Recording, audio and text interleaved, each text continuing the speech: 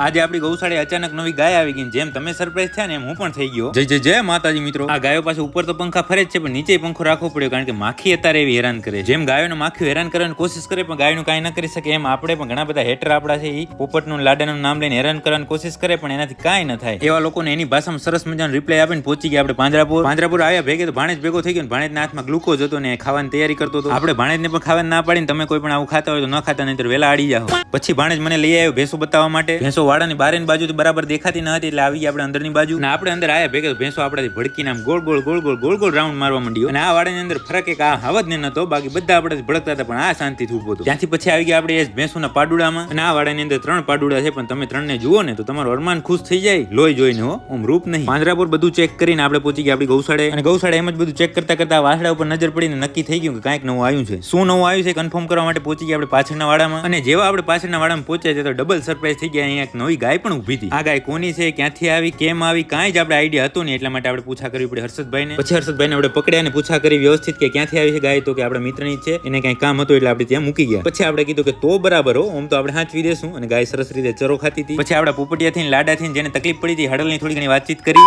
તો ભલે મિત્રો એવા હડલિયા તો બોલ્યા જ કરે, એનું કઈ ટેન્શન લેવાનું ના હોય, સાચું ને. તો આ બ્લોગને હવે અહીંયા સુધી જ રાખશું. લાઈક, કોમેન્ટ, શેર કરવાનું ભૂલતા નહીં.